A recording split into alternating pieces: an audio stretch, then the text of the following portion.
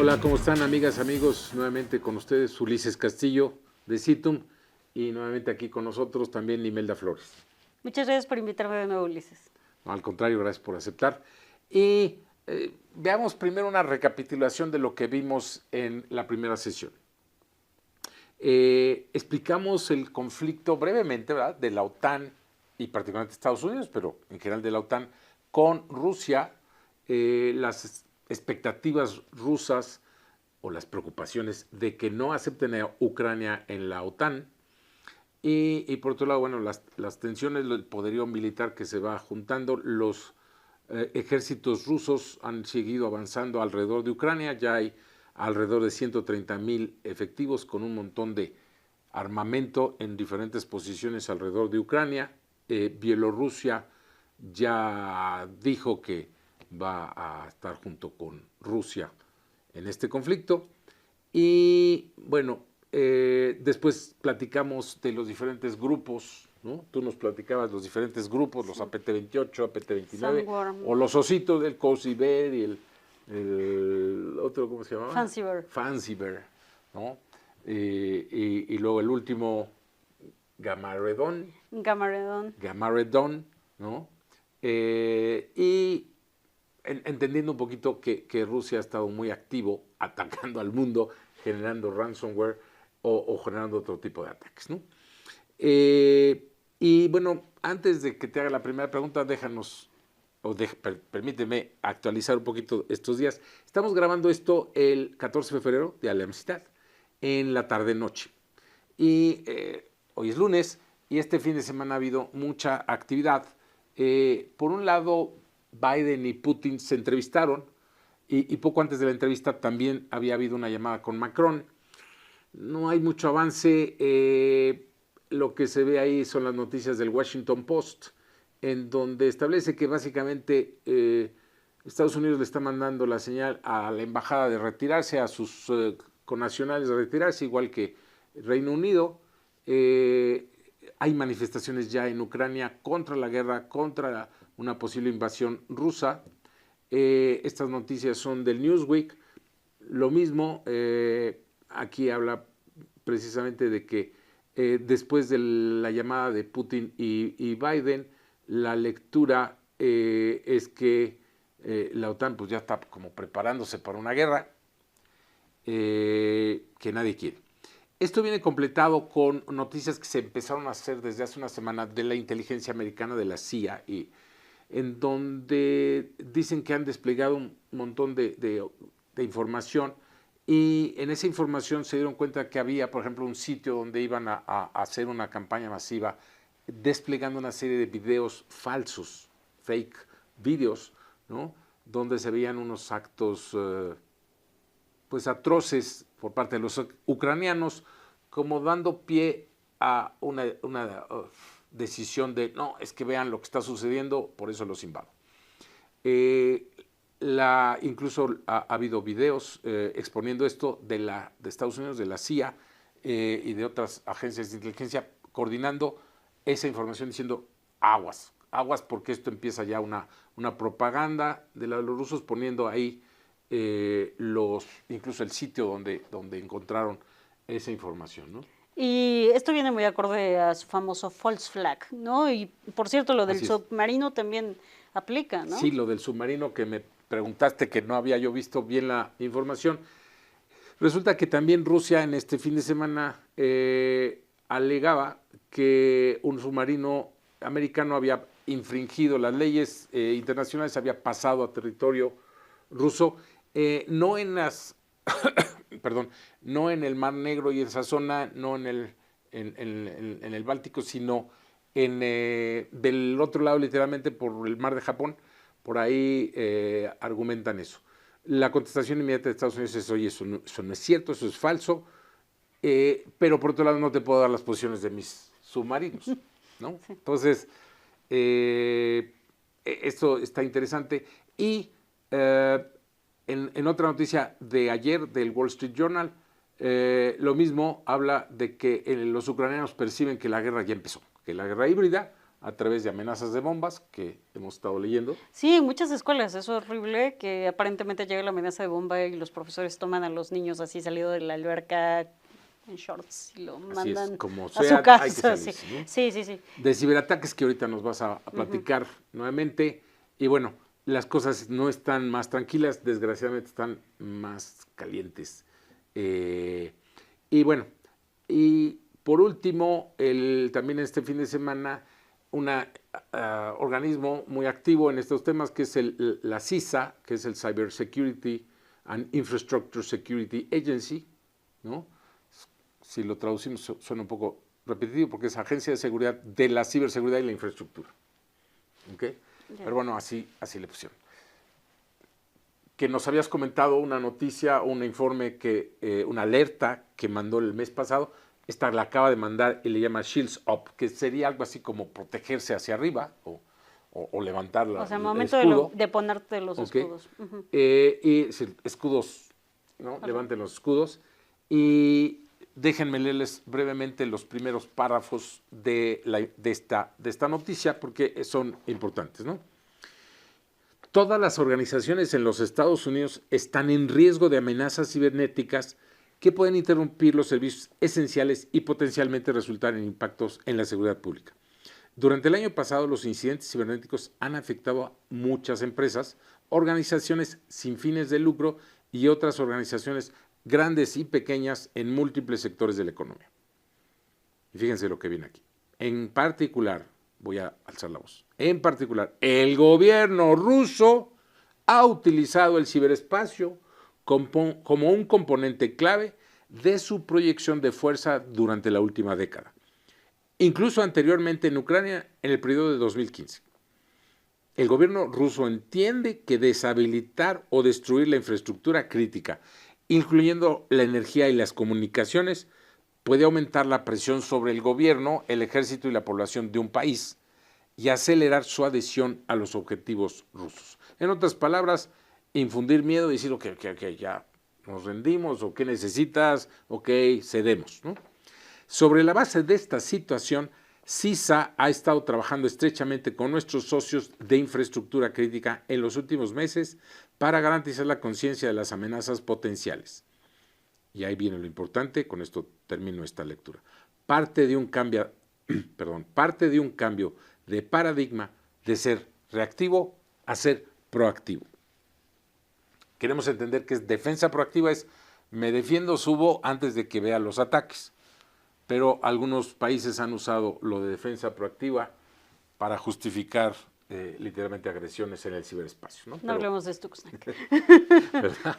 Bueno, por ahí deberíamos de después referir la historia de Stuxnet, pero ese es un tema para otro momento. También controvertido. Pero, ok, para los que no estén muy familiarizados, Stuxnet se considera la primera arma cibernética para muchos y fue un desarrollo, prácticamente es un hecho que fue desarrollado entre Israel y Estados Unidos para atrasar el desarrollo nuclear de Irán a través de generar un virus, un malware, un software malicioso que hacía una aceleración tanto de la presión como del giro de las centrifugadoras de uranio que se usan. Ese enriquecimiento de uranio es parte del proceso para ir generando material radioactivo para las armas nucleares. Pero bueno, de eso hablaremos otra ocasión. Bien, ahora sí, dejándote el micrófono. La otra vez hablabas de varios ataques que históricamente Rusia ha hecho contra Ucrania, varios ciberataques. ¿Nos podrías dar un recuento un poco más detallado de esos ciberataques? Sí, para eso nos tenemos que ir a 2014. En 2014, de lo primero que se observa, hemos hablado mucho de que un parteaguas fue la adición de Crimea a Rusia y que si qué tan válido fue, o cuánta gente estaba a favor y demás, que resulta que fue más del 90 y tantos % que estaba a favor de la decisión de de Crimea a Rusia, pero lo que hicieron en paralelo fue que empezaron a hacer diferentes ciberataques sobre infraestructura de telecomunicaciones justo en las fechas cercanas a que se dio este referéndum, o sea, una semana antes. Entonces, desde ese momento empezaron a verse este tipo de ataques. De hecho, ¿te acuerdas de Gamaredon, que justamente platicábamos la vez pasada? Pues pareciera que Gamaredon se remonta justo a estas fechas. Wow. O sea, y no solo ese grupo estuvo a cargo probablemente de interrumpir muchos temas de infraestructura, especialmente telecomunicaciones, sino también un poquito del lado de la desinformación, pero principalmente interrupción. Bueno, eso fue 2014. Eso fue en 2014, en marzo del 2014. Luego, en diciembre, el 23 de diciembre es cuando se vieron por primera vez los ataques a la infraestructura eléctrica de Ucrania, que fueron varias horas en energía eléctrica, más de 200,000 personas ¿qué es lo que afectadas. vimos en el video? Que es justamente lo que vimos en el video en la sesión pasada. Y luego nos vamos a... Casi un año después, pero de hecho 2016. en 2016, pero esta vez en lugar de hacerlo el 23 de diciembre, el ataque se dio el 17 de diciembre y mismos TTPs, básicamente. O sea, acuérdense, TTPs es... Tácticas, técnicas y procedimientos utilizados por los técnicas y atacantes. procedimientos. Ok. Y luego, 2017, para que no falle, cada año iban con algo, Sí, ¿no? en 2017 básicamente es cuando es de los impactos más fuertes. Sí, lo de la energía eléctrica fue fuerte, pero lo que afectó todavía más fue esta parte de NotPetya, que como platicábamos la vez pasada es un malware que se hace pasar por ransomware, pero en realidad no es ransomware, es un wiper y se le llamó NotPetya porque justamente estaba basado, o de primera instancia se creía que estaba basado en Petya, que sí es un ransomware. Le empezaron a decir, están atacando con Petya, Ajá, y luego, no es Petya. Es NotPetya. Y para decir, no es Petya, pues NotPetya. Se volvió NotPetya, efectivamente. Entonces, pero de hecho, en aquel entonces se dice que se afectó por lo menos 1 de cada 10 negocios en Ucrania. Y quien lo vivió sí lo describe como un caos total, porque no, o sea, imagínate de que ese día no traías efectivo, como muchos nos pasa, y te quieres subir al metro, pero no puedes pagar con tarjeta, no puedes retirar dinero del cajero, etc. Incluso en un libro un poco controvertido de Nicole Pelrot, ¿no? Reportera del New York Times, que hizo un libro muy interesante, el año pasado lo liberó, hablan un escenario en el que el personal de Chernobyl, que realmente está en Ucrania, estaba muy asustado porque todos los sistemas de control sobre la radioactividad de la explanta de Chernobyl dejaron de funcionar. Ok, Entonces, eso sí. No, sí, claro, está de miedo. Y se pasaron a modo manual y la descripción de eso es un poquito de película, ¿no? Pero sí, bueno, NotPetya fueron escenarios terribles y quizá causó también vidas humanas y si fallaron sistemas hospitalarios y eso. Probablemente hoy no lo sabemos o no fue tan claro, pero es posible que sea eso. Ok, de eso también hablaremos en nuestra segunda parte con Marcos Polanco. Ok, sí. Y luego ya para este año parece que se habían calmado o no fueron tan obvios los ataques. ¿Y qué tenemos en este año? No fueron tan obvios, pero el 11 de enero es cuando sale el gobierno de Estados Unidos, sale CISA a decir de cuidado, la alerta que vimos la vez pasada, cuidado, estas son fue del 11 de enero, de estas son las vulnerabilidades que explota en los grupos rusos, estos son los ataques que se ha visto, son los TTPs que se han observado, y ellos previsualizaban que se iban a empezar a ver ataques, y es justamente el 13 de enero que Microsoft salió a decirlo el día 15 me parece, pero lo que comenta es que desde el día 13 de enero fue que empezaron a ver estos que es Whispergate, que es este malware, que nuevamente nos remonta a NotPetya porque pareciera un ransomware, más que ransomware pero en realidad es un wiper. Es borrador de información. Exactamente. Te fastidia. Sí, y lo que decíamos, es más fácil destruir que realmente robar información. Que hacer toda la gestión. Vamos a hacer toda la gestión del ransomware. Algo interesante con Whispergate es que muchos investigadores creen que fue outsourceado el código, o sea que no necesariamente lo hizo alguien del gobierno ruso, sino que se lo encargaron.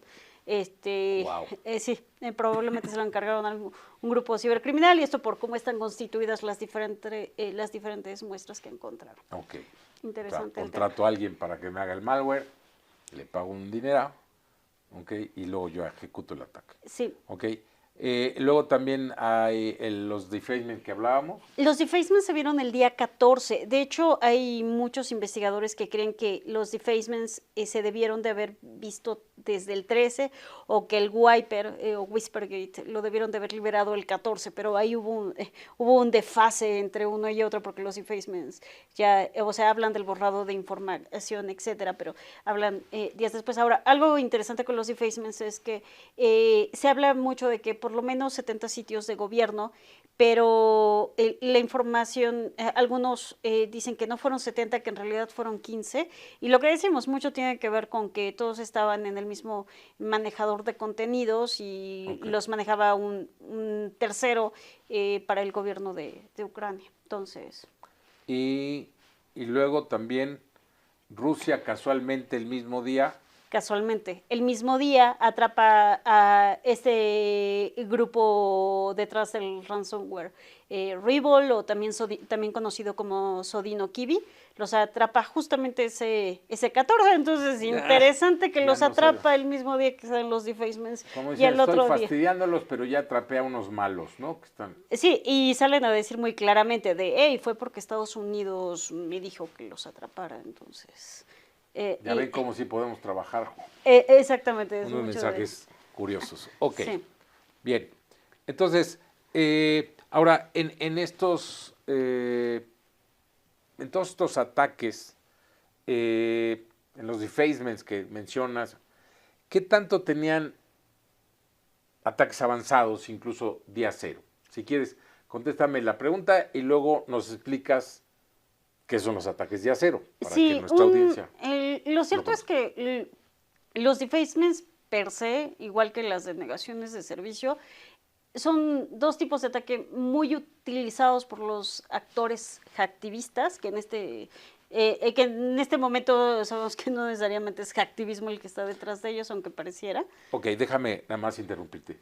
Hacktivismo en general es hackers o malosos, digamos, que están haciendo travesuras, sin pero fines sobre económicos. todo Ajá. por temas ideológicos, ¿no? Exacto. O sea, no hay temas financieros, control político, económico, no. Quieren poner su aviso, su mensaje muy fuerte, ideológico, y entonces hacen algo como cambiarte el contenido, ¿no? O tumbarte un sitio. Sí, y de hecho ahorita que lo mencionas, un ejemplo hacktivista fuerte es lo que acaba de suceder en Bielorrusia, porque a ellos sí les lanzaron ransomware y aparentemente es un grupo pro-ucraniano o pro-bielorruso que simplemente está en contra de Rusia, y el tema es que los trenes estos de Bielorrusia pues eran utilizados o son usados para transportar tropas rusas, entonces les lanzan ransomware, y esto marca un hito en la historia porque nunca antes se había observado que un grupo hacktivista lanzara ransomware. Entonces, pero ese grupo hacktivista también, ¿qué tan hacktivista es y qué tan a favor de Ucrania? Entonces, yo creo que aún nos falta mucho que ver en los próximos días, van a salir más investigaciones y seguramente observaremos más, pero el tema de los defacements tienden a ser ataques per se no sofisticados necesariamente, porque usualmente aprovechan vulnerabilidades ya existentes. Históricamente eso es lo que hemos observado. Bueno, a ver, entonces... ya nos explicaste ciertas cosas a veces que no terminamos de interpretar con lo del defacement y todo esto, pero ¿qué es un ataque de día cero? ¿No? Mira, usualmente existe mucha confusión, pero partimos de las vulnerabilidades de día cero. ¿Y cómo sucede? Y esto puede tener dos caminos. Usualmente los desarrolladores o fabricantes de hardware pues desarrollan su producto. Y una vez que desarrollan su producto, muchas veces, y esa es la mayor parte del tiempo, no se dan cuenta que en algún cambio introdujeron una vulnerabilidad. Pasa el tiempo... O sea, alguien programa. Alguien programa. Ajá. Y ese programa tiene una forma de ser hackeado. O sea, sí. Tiene una debilidad. Tiene una debilidad. Esa es la vulnerabilidad de la que hablas. Sí, okay. Es esa la vulnerabilidad de la que hablo. Una vez que se da la vulnerabilidad, pueden pasar unos meses, unos días o incluso años, como nos pasó recientemente con Log4j, hasta que algún investigador de ciberseguridad se percata de que existe la vulnerabilidad, la prueba, la explota y va con el fabricante o con el creador del hardware o software y le dice, oye, tienes este problema, es importante que lo corrijas. Y usualmente le da 90 días o pueden, para hacerlo público, o pueden ponerse de acuerdo en cuánto tiempo lo hará público. Okay. El fabricante empieza a trabajar en el fix o el parche, como lo conocemos, para corregir esa vulnerabilidad. Y llega el día que da a conocer, publica la vulnerabilidad del fabricante y publica el parche que la corrige, ¿no? Y ya de ahí, usualmente lo que hemos visto es dependiendo del tipo de vulnerabilidad, pueden pasar 24, 72 horas en que ya está pública la primera prueba de concepto. ¿Qué significa? Que alguien ya creó el código para poder explotar la vulnerabilidad. No necesariamente con fines maliciosos, okay, pero usualmente se crea relativamente rápido, especialmente en vulnerabilidades críticas.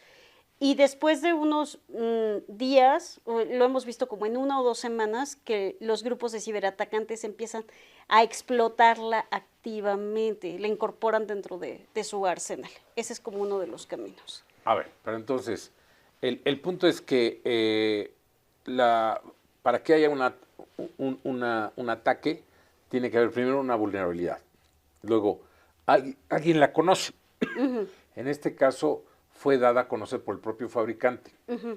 Pero el que la dé a conocer puede ser que todavía no tiene el parche o que tiene el parche, pero todavía no ha sido instalado en todo el mundo.